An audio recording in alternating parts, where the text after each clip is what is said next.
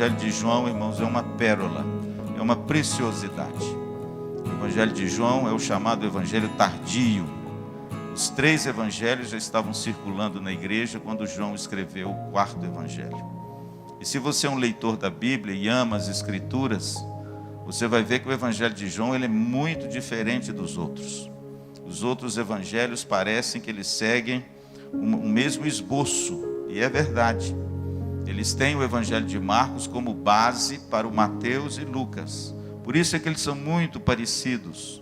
Por isso é que eles são escritos de forma tão semelhante e tem tantas similaridades entre um e outro. Mas João não. João é completamente diferente dos outros.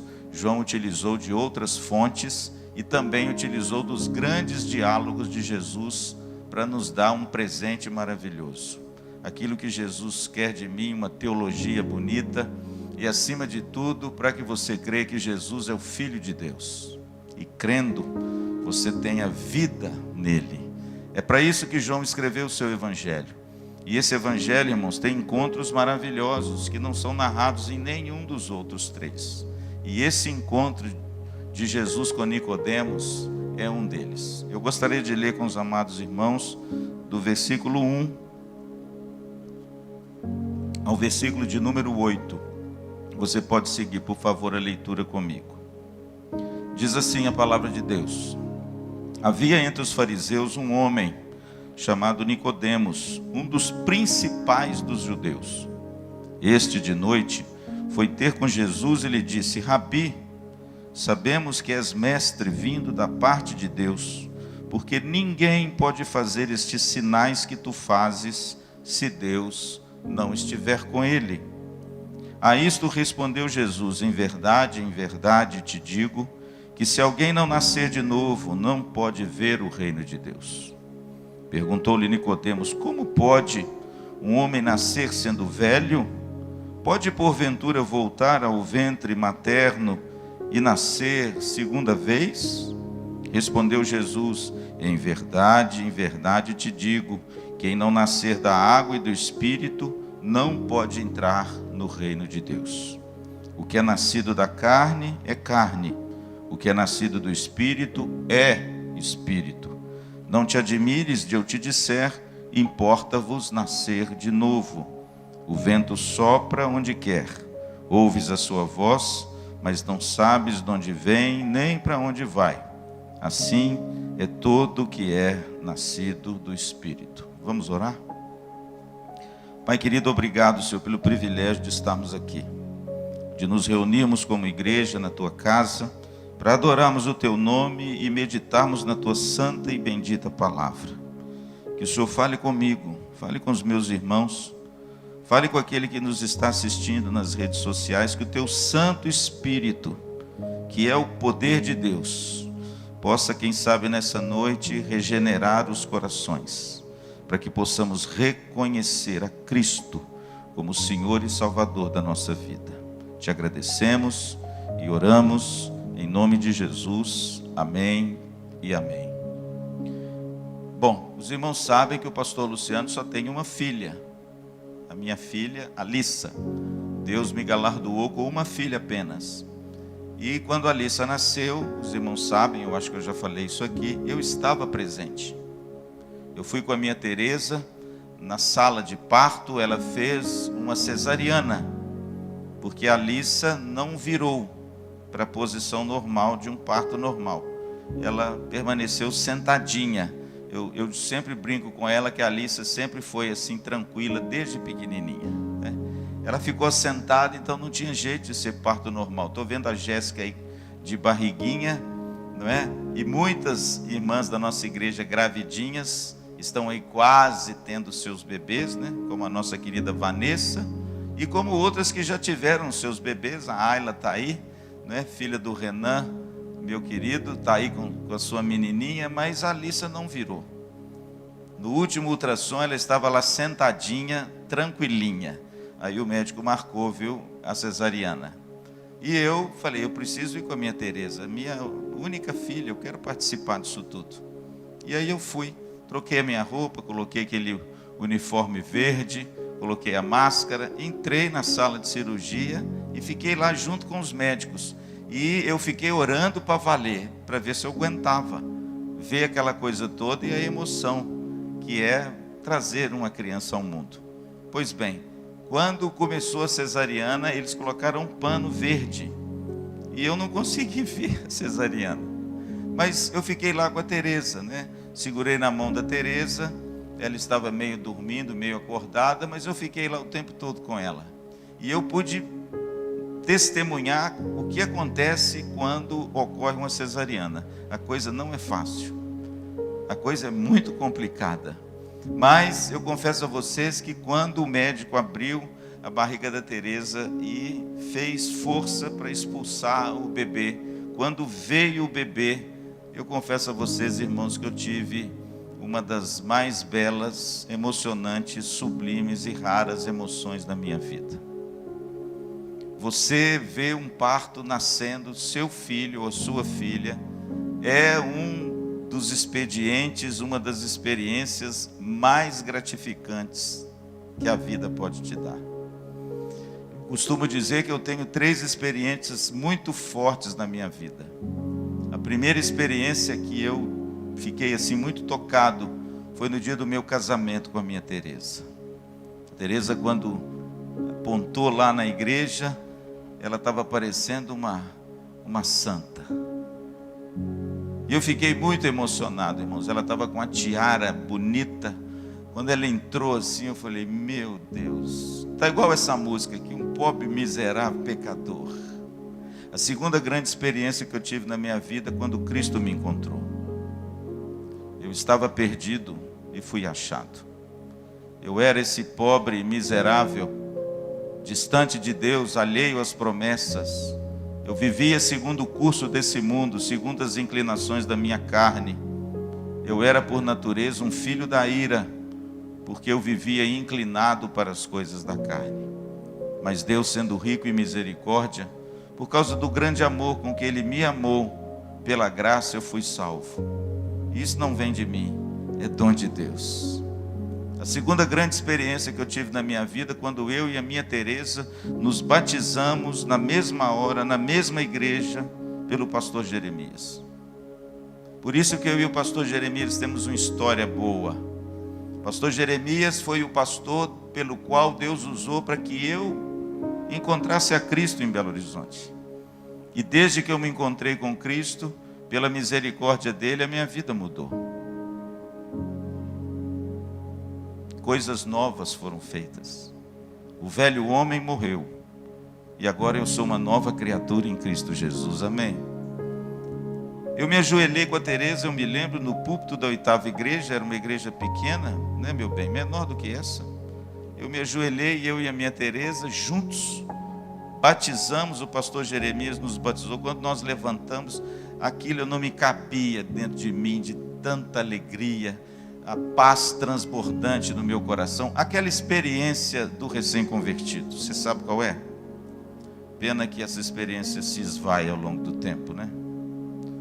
E a terceira grande experiência que eu tive na minha vida, inesquecível, foi essa que eu acabei de relatar. Quando o médico tirou a minha Alissa da barriga da Tereza, ela veio um bebezão. Que bebezão! Que menina bonita! E ela nasceu, pelo fato de não ser no parto normal, ela nasceu muito limpinha. Ela não nasceu com sangue, porque, não é? O parto normal, ele traz muito sangue junto com a placenta. E quando é cesariana, não. A Alissa nasceu limpinha. E quando a Alissa nasceu, ela botou a boca no trombone, viu, Roberto? Não precisou dar tapinha, não precisou dar nada. E aí, quando ela nasceu, o médico me chamou e falou assim, vem cá, papai. E quando ele tirou a Alissa de dentro da minha esposa, irmão, isso é um milagre. Você já pensou nisso? Você já pensou que tem uma vida dentro da barriga, cheia de água, e ele não morre afogado? Isso é um milagre, irmãos. Você já pensou nisso? Que quando o bebê chora, ele toma contato com o ar, e é aí que o pulmão começa a funcionar. Isso é um milagre, gente. Eu fico embasbacado como as pessoas não creem nesse Deus, porque só o fato de um bebê nascer é um milagre. Pois bem, quando o médico tirou a minha Alissa, ele me chamou e falou assim, papai, chega aqui. Aí eu cheguei assim, olhei minha Tereza, vi o estrago ali da cesariana. Ele falou ali, estende os braços que eu quero colocar sua filha no seu colo. E ele colocou a Alícia no meu colo, mas quase que eu desmaiei. As minhas pernas ficaram bambas, irmãos, de tanta emoção. Por quê? Porque realmente, irmãos, o nascimento natural é um milagre maravilhoso. Mas eu estou dizendo isso tudo para testemunhar para você que existe um outro nascimento mais maravilhoso ainda, que suplanta em muito o nascimento natural, que é o novo nascimento espiritual para Cristo. Existe um outro nascimento, irmãos, que tem uma relevância muito mais importante do que o nascimento natural, que já é um milagre. Por quê, pastor? Porque o novo nascimento, ou o nascimento para Cristo, ele vai determinar o seu presente, mas também o seu futuro. E esse presente e esse futuro está garantido. E esse novo nascimento é exatamente o que esse texto e essa conversa com Nicodemos representam. O texto diz que havia entre os fariseus um homem chamado Nicodemos. O versículo 1 diz que ele era o maioral dos fariseus. Sabe o que significa isso? Ele era o chefe. Ele era talvez um dos mais importantes membros do sinédrio judaico daquela época. Ele era uma autoridade altamente reconhecida pelo sinédrio. Pastor, o que é o sinédrio? É a reunião das autoridades religiosas dos judeus. E ele era um dos, olha o que diz aí, dos principais. Esse homem, irmãos, tinha uma importância muito grande na religião judaica. Esse homem era visto e reconhecido por muitas pessoas como um mestre da lei. E o texto diz, no verso 2, que esse homem foi de noite ter com Jesus. Eu pergunto, por quê? Por que ele não foi de dia? Por que João é tão detalhista e histórico nas suas narrativas para dizer que esse homem foi ter com Jesus de noite? Por duas razões. Primeiro, deve ter sido de noite mesmo, porque senão ele não escrevia isso. Então, se ele foi ter com Jesus de noite, é porque talvez a noite encobriria o encontro dele para os pares fariseus, de repente, não perceberem que ele foi a Jesus. Porque os fariseus perseguiam Jesus. Os fariseus não gostavam de Jesus. Os fariseus eram os grandes inimigos de Jesus. E a Bíblia diz que Nicodemos era um fariseu. E ele foi ter com Jesus de noite com medo de macular sua reputação de homem bem visto pela sociedade judaica da época. Em outras palavras, ele queria manter a sua reputação aos olhos do seu colegiado. Mas ele tinha muita curiosidade a respeito de Jesus. Até hoje, irmãos, tem gente que cuida da sua reputação com vergonha de Jesus. Até hoje, em determinados momentos, onde às vezes nós entramos, nós às vezes usamos de algum subterfúgio para que a gente possa, assim, talvez, dar um jeitinho no nosso testemunho, para não ficar tão claro assim, que nós somos seguidores de Jesus.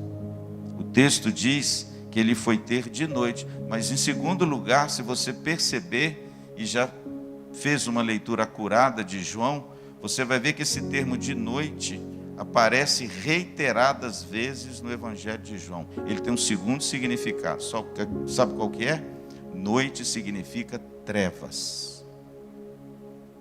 Então veja bem, querido, uma pequena palavra, algo por trás dela. Primeiro, ele foi ter de noite porque ele queria cuidar da sua reputação e não queria que ninguém visse ele com Jesus.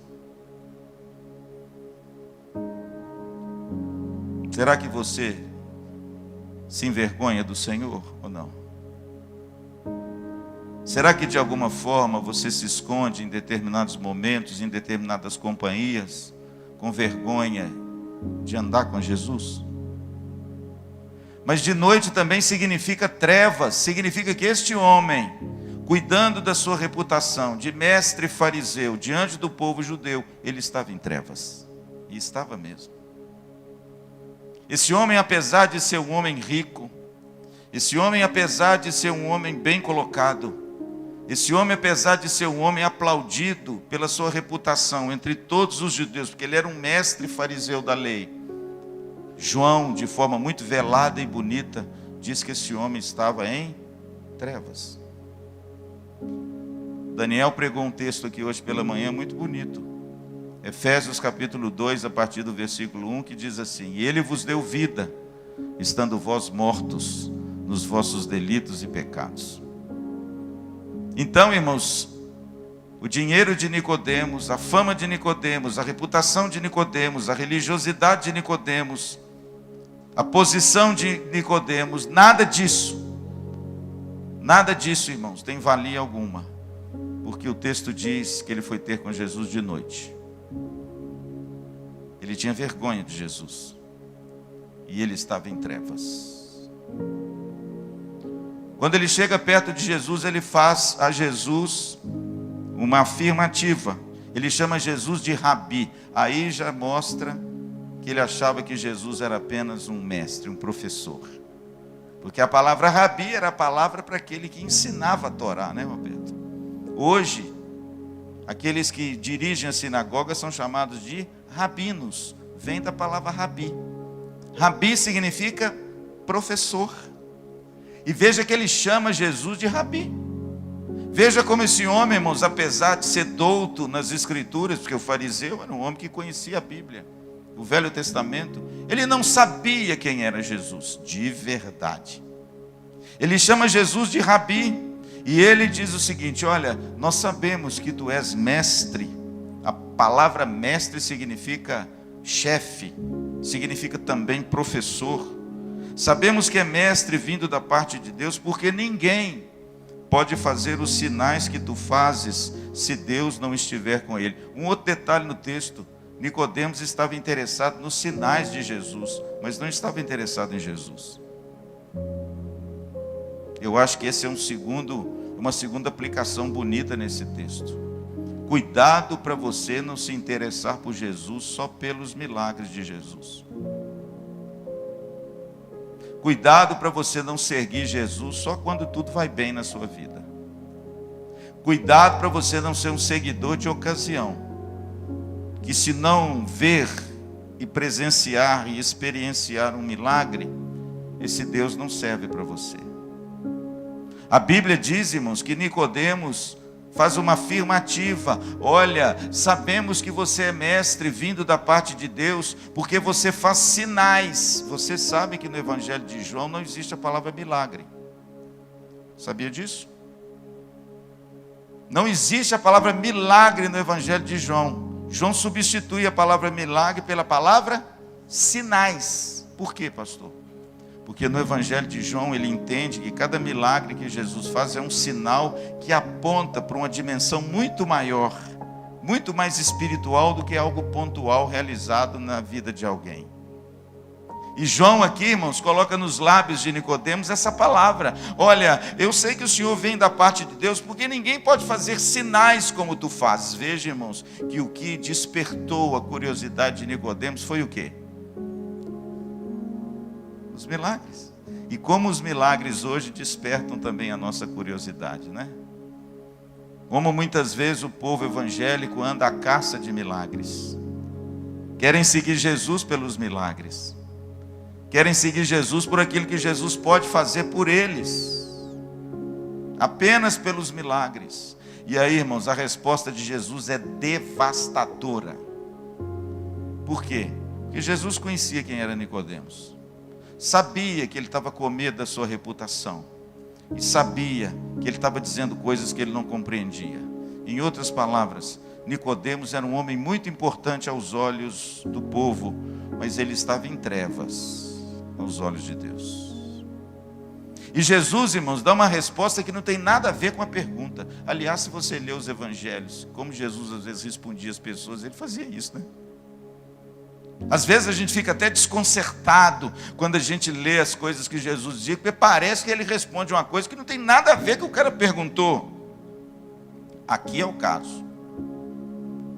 Ele de repente chega perto de Jesus: olha, mestre, eu sei que tu vens da parte de Deus. Ele esperava uma resposta assim: oh, muito obrigado. Olha, eu venho mesmo. Olha, muito obrigado. Realmente eu sou da parte de Deus. Você viu os meus sinais? Eu sou o cara. Talvez ele esperasse que Jesus se enaltecesse com o elogio, entre aspas, que ele deu a Jesus. Você entende que aqui nesse texto um tom de bajulação?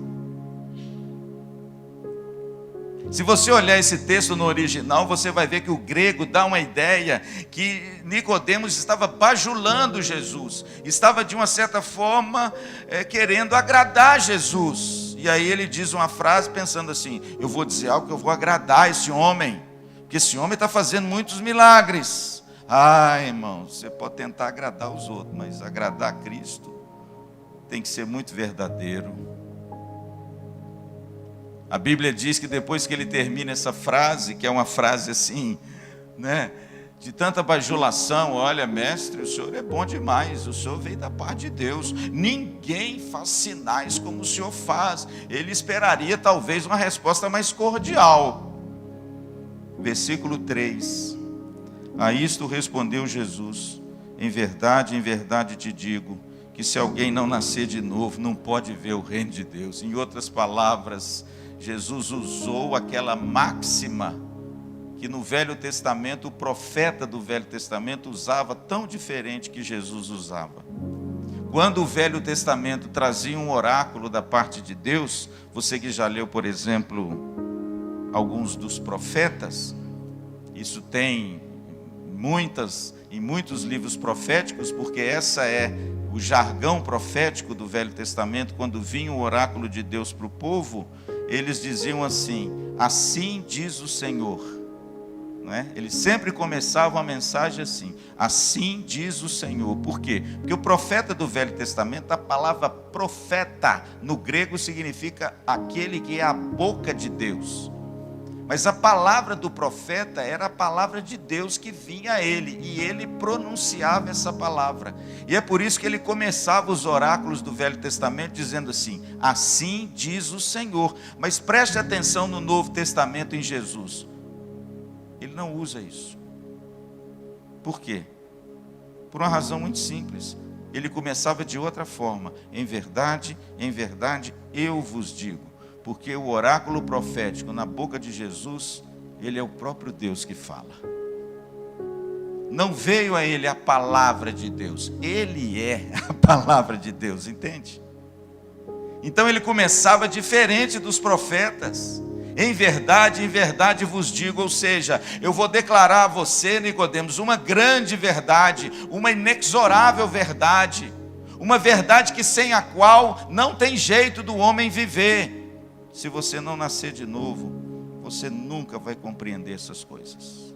Você não pode ver o reino de Deus, e no versículo 5, você não pode entrar no reino de Deus. Em outras palavras, Nicodemos, você está em trevas. Mas é claro que Jesus aqui introduz, irmãos, o novo nascimento. O versículo 3, ele diz: se alguém não nascer de novo. João é o apóstolo do novo nascimento. João escreve sobre o novo nascimento no seu evangelho. João abre o seu evangelho com o novo nascimento. João escreve as suas cartas sobre o novo nascimento. Ele mostra quem é aquele que foi nascido de Deus.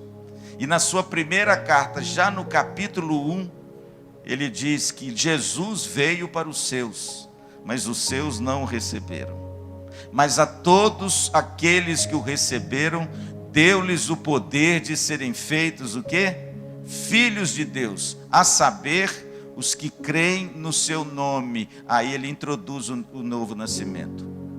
Porque eles não nasceram da carne e do sangue. O que significa isso? A minha Alissa nascendo da minha Teresa nos meus braços. Mas da vontade de Deus, é o novo nascimento.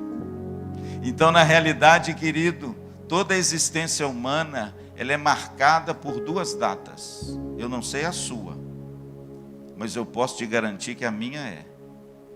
A data que a dona Márcia, lá em Ubá, trouxe essa figura ao mundo, no dia 21 de fevereiro de 1964, quando eu nasci, eu tenho uma data que marcou a minha vida. E é por isso que agora eu estou na berola.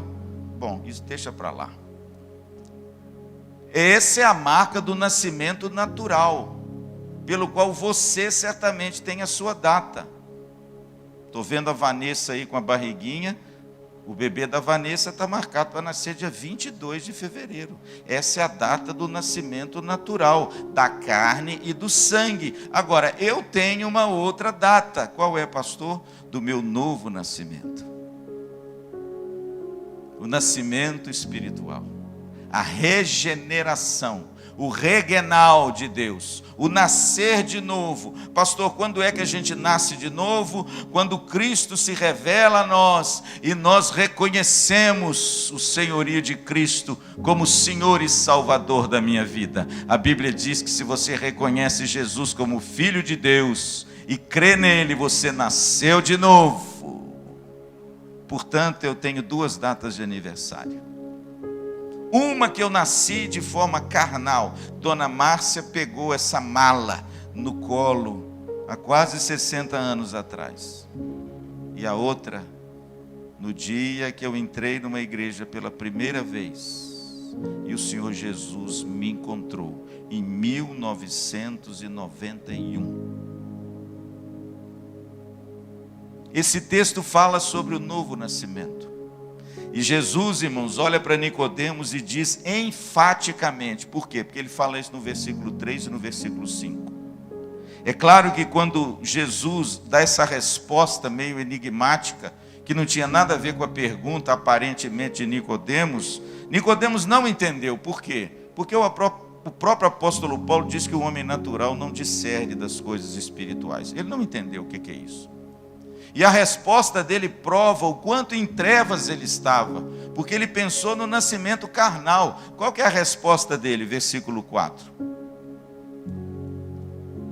Como é que um homem sendo velho, olha a resposta dele, pode nascer?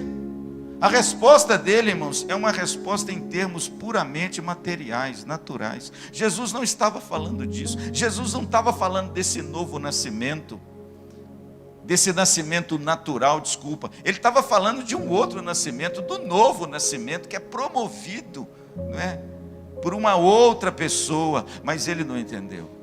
Ele continuou, irmãos, não entendendo, e faz essa pergunta: como pode, verso 4, um homem nascer sendo velho? Pode porventura voltar ao ventre materno e nascer a segunda vez? Irmãos, tem que ser muito. Aí você vê o grau de dificuldade que é você explicar coisas espirituais para um homem carnal. Você vê a dificuldade que é você falar das coisas de Deus para aqueles que só pensam nas coisas daqui. Você começa a enxergar a dificuldade que é de você mostrar Cristo como Filho de Deus, se alguém só tem olhos para enxergar a materialidade desse mundo em que pisamos, respiramos e vivemos. Ele não entendeu nada do que Jesus disse e até pensou um absurdo, que para um homem daquele soaria até como uma coisa meio ridícula e idiota, porque a pergunta que ele faz a Jesus é descabida. Como pode um homem velho entrar de novo no ventre da sua mãe? Mas veja que Jesus pela segunda vez não responde. E ele repete a mesma coisa, só que com outras palavras. Olha o que ele diz no verso 5. Respondeu Jesus: em verdade te digo, quem não nascer da água e do Espírito não pode entrar no reino de Deus.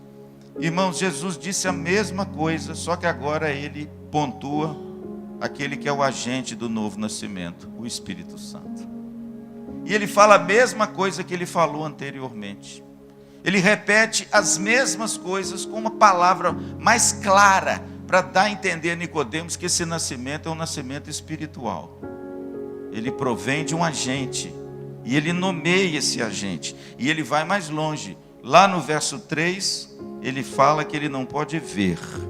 No verso 5, fala que ele não pode entrar. Em outras palavras, sem o novo nascimento, nós estamos mortos com respeito às coisas de Deus. Não vemos, não entramos. E aí Jesus termina dizendo assim: o que é nascido da carne é carne, o que é nascido do Espírito é Espírito. Em outras palavras, o homem carnal, ele vai viver segundo as inclinações da sua carne, e ele vai compreender só nesse nível daqui. Mas aquele que nasceu do Espírito, ele vai compreender as coisas do Espírito. E aí ele termina, irmãos, com uma metáfora maravilhosa, verso 8. Às vezes muita gente não entende esse texto, mas Jesus era um mestre também em usar as coisas do cotidiano para traduzir verdades espirituais. Ele diz assim: o vento sopra onde quer, ouves a sua voz, mas não sabes de onde vem nem para onde vai. E ele faz uma comparação do vento com aquele que foi alvo do novo nascimento. Assim é todo que é nascido do Espírito. Nicodemos deve ter ficado com aquela cara de paisagem. Você já ficou? Quando o sujeito fala uma coisa para você, você não entende nada. Mas na realidade, irmãos, esse texto fala sobre o novo nascimento. A natureza do novo nascimento, do que se trata o novo nascimento e principalmente, irmãos, a urgente necessidade do ser humano de nascer de novo. E rapidamente eu quero elencar aqui para você o que significa o novo nascimento. Em primeiro lugar, o novo nascimento é um ato soberano de Deus. No versículo 3 e no versículo 5, ele fala: se alguém não nascer de novo. No verso 5, se alguém não nascer do Espírito e da água. A água aqui não é a água do batismo, é o símbolo do Espírito Santo.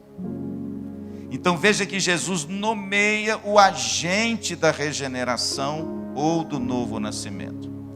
E o novo nascimento não é uma escolha humana.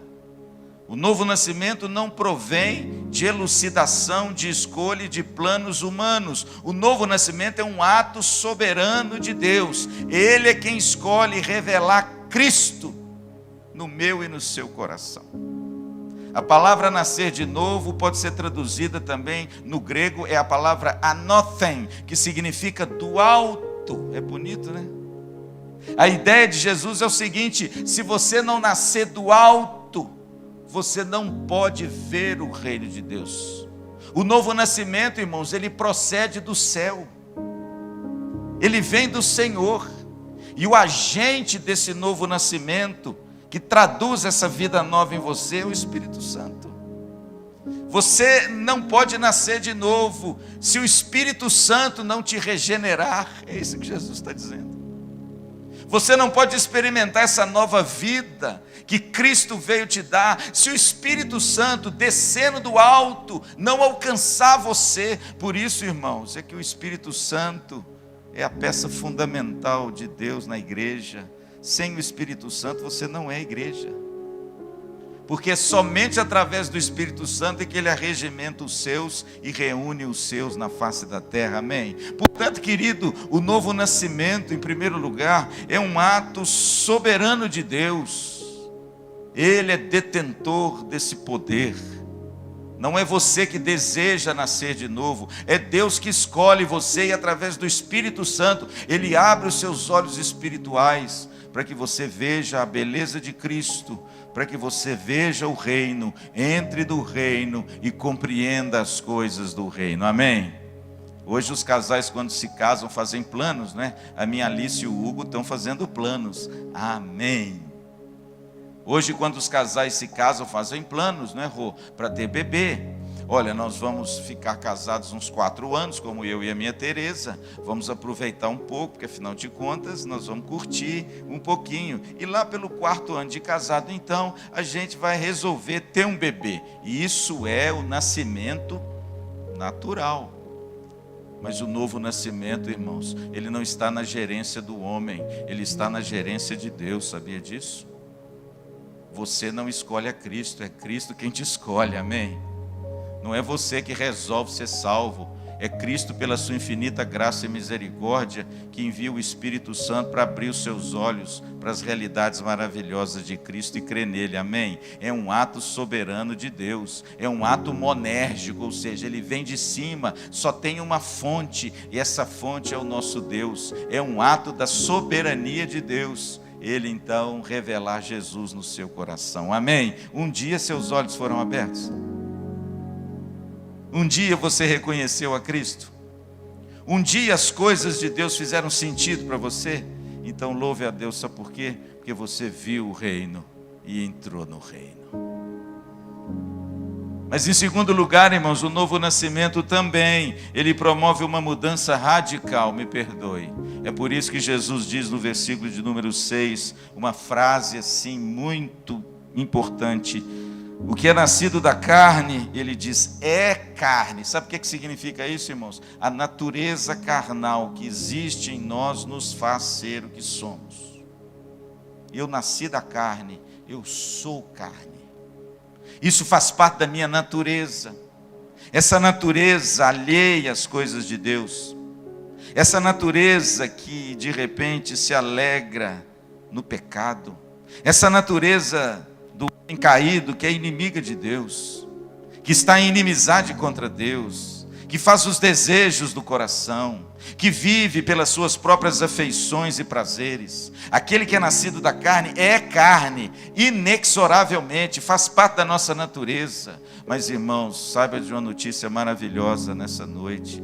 Jesus diz que da mesma maneira, aquele que é nascido do Espírito é Espírito. Sabe o que significa isso? Quando o Espírito Santo regenera você e traz essa nova vida em Cristo a você, ele muda a sua natureza. Pastor, quer dizer que agora eu sou um ser desencarnado, um espírito flutuando por aí? Não.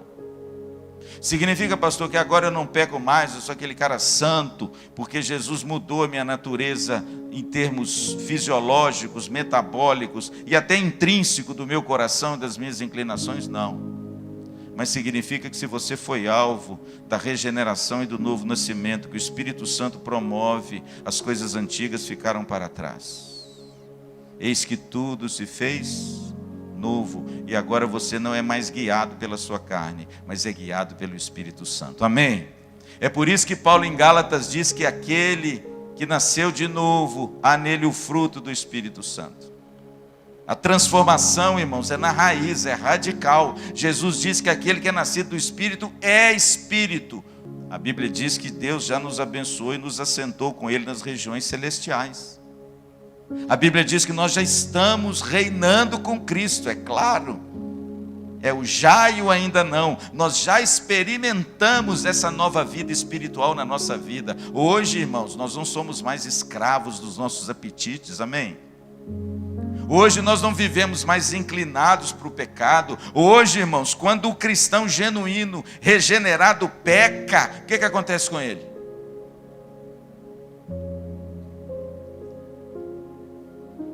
Ele se entristece. Ele bate no peito e diz assim: miserável homem que sou, Senhor, me perdoa. Sabe por quê, irmãos? Porque você foi nascido de novo. E aquele que foi nascido do Espírito é Espírito. Deixa eu te dizer uma notícia assim muito forte nessa noite. Você foi chamado por Cristo para ter uma nova vida em você. As coisas antigas se passaram e você agora é uma nova criatura. Há uma mudança radical que Cristo fez em você. Ele implantou em você uma nova natureza. Cuidado para você não usar a sua antiga natureza como desculpa para pecar. Tem muita gente usando isso como desculpa para pecar. Não há desculpa, porque o que é nascido da carne é carne, ou seja, não tem jeito. O homem natural vai se inclinar para as coisas da carne. Não tem jeito, irmãos, de você mudar aquilo que é impossível mudar. Agora preste atenção no que Jesus disse: aquele que é nascido do Espírito é Espírito. Você é uma pessoa nova, amém? você é uma nova criatura. É por isso que Paulo diz que as coisas antigas passaram e tudo se fez novo. Portanto, irmãos, o novo nascimento promove em nós uma mudança radical. É por isso que o cristão é um cristão radical. Não é porque ele é intolerante, extremista, não. É porque ele experimentou no fundo da sua alma uma transformação no seu caráter. Amém? Que coisa gloriosa. Eu fico pensando, estou terminando. Eu fico pensando no apóstolo Paulo, com todo aquele intelecto, com toda aquela inteligência, com toda aquela importância. Ele se avantajava diante de todos da sua idade. Ele diz isso aos Gálatas. Aquele homem que falava e escrevia fluentemente em 4 línguas. Aquele homem, irmãos, que ele era tão inteligente, mas tão inteligente, que no seu sermão ao rei Festo, Festo diz para ele: Paulo, eu acho que as muitas letras estão te fazendo delirar. Paulo falava coisas, irmãos, e escrevia coisas que o pescador Pedro não entendia. E a carta de Pedro, ele diz isso. Ele diz assim: olha, Paulo escreve umas coisas difíceis de entender. Eu entendo Pedro. Pedro era um pescador da Galileia. Paulo, irmãos, ele era um erudito nas escrituras. Ele foi ensinado aos pés do maior mestre e rabi da época, que era Gamaliel. Mas a Bíblia diz, irmãos, com toda a importância, todo o intelecto, toda a projeção, toda a fama, tudo aquilo que o apóstolo Paulo tinha, ele mesmo escreveu que era lixo. Esterco, Antônio, é a palavra. No original lá. Considerei como esterco, por causa da sublimidade de Cristo. Esse homem, irmãos, tão douto, tão inteligente, era um perseguidor da igreja. Mas chegou um dia que o Espírito Santo abriu seus olhos. Amém? E o apóstolo Paulo se tornou uma nova criatura em Cristo Jesus. Ele agora é Espírito. Entendeu? Agora eu cogito das coisas de Deus. Agora eu compreendo a obra que Cristo fez na minha vida. Agora eu posso assertivamente, eu posso dizer sim para o meu Jesus, porque eu entendi a obra da redenção.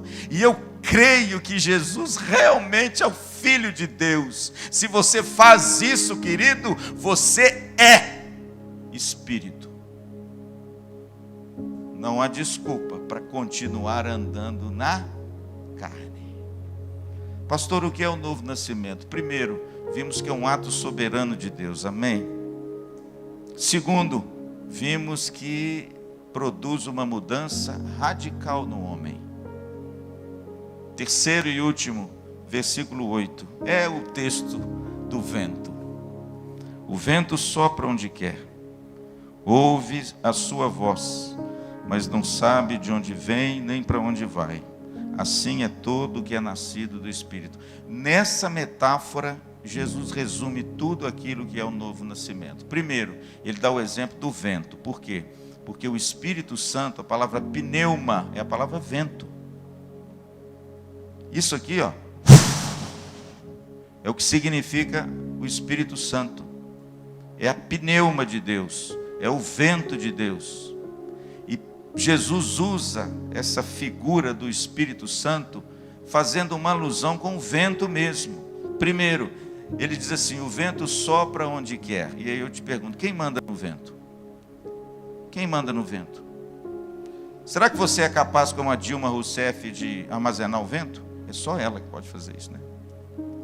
Ninguém manda no vento, irmãos. De repente, para de ventar, você sente um calor terrível, mas você não fala assim, quer ver? Eu vou fazer uma fórmula aqui, eu vou fazer alguma coisa, eu vou tentar alguma coisa para ventar. Não, você pode ligar um ventilador, usar uma coisa, não é, artificial, mas o vento, o pneuma, essa coisa linda que sopra, é da soberania de quem? Se sopra ou não? De Deus. Então, quando Jesus compara aquele que é nascido com o vento, mais uma vez ele está dizendo, olha, assim como Deus controla o vento, quem controla o novo nascimento é Deus.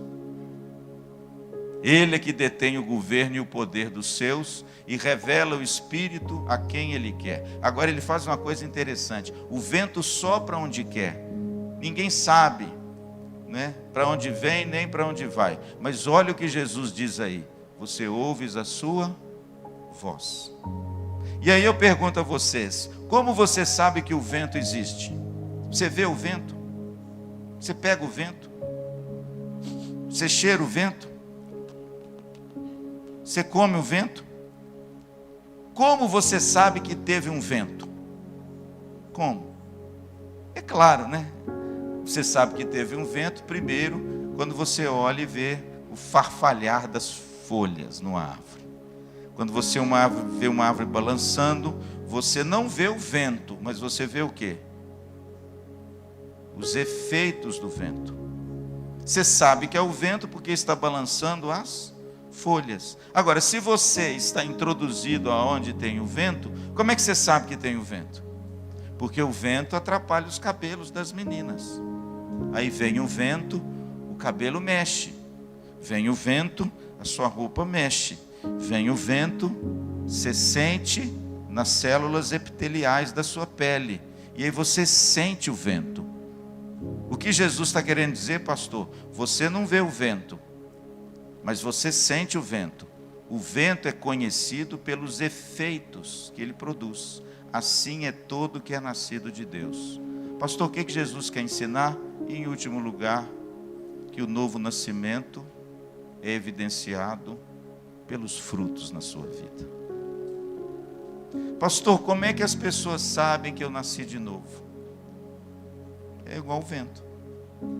Pastor, como é que as pessoas sabem que ventou? Porque eu senti o vento. Eu vi os efeitos do vento. E pelos efeitos do vento, eu imagino que seja o vento. Veja como Jesus, irmãos, é lindo demais. Que coisa simples, mas profunda. Ele está dizendo assim como você conhece o vento pelos efeitos, você conhece uma pessoa que nasceu de novo pelos frutos. Pelo efeito que o Espírito Santo vai causar na vida dela. E esse efeito vai ser mostrado para as pessoas. E você vai compreender que você nasceu de novo. Não foi isso que Jesus disse? Pelos frutos vos conhecereis. Como é que você pode colher fruto bom de uma árvore má? Não tem jeito. Aquele que é nascido da carne é carne. Você colhe fruto bom de uma árvore boa. Aquele que é nascido do Espírito é Espírito. Pastor, como é que eu sei que eu fui alvo desse Espírito e nasci de novo? Pelos frutos, pela mudança de vida, pela forma que você vive, anda, fala, se comunica, se relaciona, pela forma que você agora busca a presença desse Deus, se interessa pelas coisas de Deus, pelo amor, pela alegria, pela mansidão, pela bondade, pela benignidade, pelo domínio próprio, pelo fruto que o Espírito Santo agora produz na sua vida. São os efeitos do novo nascimento, que as pessoas agora vão olhar para você e vão dizer: rapaz, aquele menino mudou de verdade. Eu tenho a alegria, irmãos, de ser pastor. Eu tenho a grata alegria de ter sido escolhido por Cristo, nasci de novo e recebi dele uma vocação para ser pastor. E eu tenho visto, irmãos, nesses 32 anos de igreja, nesses 25 anos de pastor, como Cristo tem transformado a vida das pessoas, como Jesus tem mudado os corações das pessoas, feito que essas pessoas nasçam de novo, e como a gente vê a evidência desse novo nascimento na vida delas. Como é lindo, irmãos, a gente vê que Jesus pega um sujeito todo estrupiado, um sujeito pecador miserável, e faz dele um vaso de honra. E ele agora ama o Senhor, busca as coisas do Senhor, até a fisionomia dele muda. O sujeito está mais bonito, o sujeito cortou até o cabelo, O sujeito comprou até umas roupinhas arrumadas. Antes ele andava igual um esculhambo. Mas agora, irmãos, por causa do novo nascimento, o menino até arrumou a namorada, o menino já até noivou, e o menino vai até casar na igreja. Aleluia! Quem faz isso, pastor? O novo nascimento. Por isso, querido, deixa eu te dizer uma coisa: não importa o status que você tem, o dinheiro que você tem, os cursos que você tem, o lugar onde você trabalha, a fama que você tem, o prestígio que você tem, os diplomas que você tem. O mais importante é você nascer de novo. Sem isso, você não tem nada. Pastor, como é que eu faço para nascer de novo? Não é você quem faz, é o Espírito quem faz. Mas se realmente o Espírito tocou em você, a primeira evidência do novo nascimento é depositar a fé em Jesus Cristo. Por isso, Antônio, é que no capítulo 3 tem João 3,16. A gente se esquece, né? Que João 3,16 está no contexto de Nicodemos. Porque Deus amou o mundo de tal maneira que deu o seu Filho unigênito, para que todo aquele que nele crê não pereça, mas tenha a vida eterna. Pastor, como é que eu faço para nascer de novo? Quando você deposita sua fé em Jesus, crê que Ele é o Filho de Deus. Isso significa que o Espírito Santo te regenerou, para você compreender, crer e viver essa verdade. Amém? Deixa eu terminar com uma ilustração, viu, meu pregador, Daniel, de George Whitefield. George Whitefield foi um grande avivalista dos Estados Unidos e também da Inglaterra, amigo de John Wesley, lá para os idos do século XVIII. Ele foi um dos grandes pregadores. A história diz que Whitefield pregava sermões para 5.000 pessoas sem microfone. Ele tinha uma voz poderosíssima. E ele era um homem de Deus e tinha uma teologia calvinista, diferente de John Wesley. Eles tinham até alguns embates, porque John Wesley era mais armênio, Whitefield era mais calvino. Teve uma certa feita na história de George Whitefield, que ele foi fazer uma série de pregações e ele pregou sobre o novo nascimento 300 vezes. Vai escutando. 300 sermões, Annelise, sobre o novo nascimento. Quando ele pregou o seu último sermão sobre o novo nascimento, na hora que ele foi saindo assim do local, o sujeito interpelou ele e falou assim: ô doutor George, eu não aguento mais. Eu não aguento mais o senhor pregar sobre o novo nascimento. O senhor não tem outro assunto, não? Até quando o senhor vai pregar sobre o novo nascimento? Aí diz que George Whitefield olhou para ele e disse assim: até quando você nascer de novo.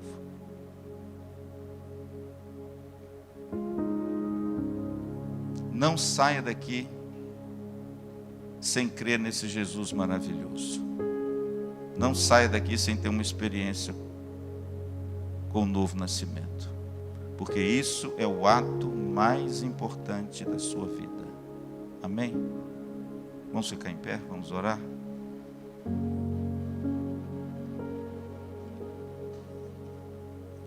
Senhor, muito obrigado pela tua palavra. Muito obrigado porque o Senhor não olha como o homem vê. O Senhor não vê, Senhor, as aparências. O Senhor não vê as estéticas. O Senhor não vê o prestígio. O Senhor vê um coração necessitado de nascer de novo. Ajuda-nos, ó Deus, a ter essa experiência única e singular com o Senhor. Ajuda-nos, através do Teu Santo Espírito, a nos converter a Cristo. Ajuda-nos a reconhecer essas realidades maravilhosas descritas da Tua palavra, da pessoa de Jesus. Ajuda-nos a entregar-nos a Cristo sem reservas. Ajuda-nos, ó Deus, a entrar no reino, a ver o reino e a experimentarmos uma mudança radical na nossa vida. Age, Senhor, nessa noite. Age mediante o Espírito Santo, regenerando vidas nessa noite. Faça isso, Senhor, na vida daqueles que ainda não nasceram de novo, que eles possam ter uma experiência genuína e que através do fruto possa evidenciar essa mudança genuína na vida deles. Muito obrigado, Senhor, porque o Senhor é soberano, o vento sopra onde o Senhor quer. Portanto, sopra, Senhor, sopra o vento do Teu Espírito em nós e regenera, Senhor, aquele que ainda está morto. É a nossa oração nessa noite. Em nome de Jesus, amém.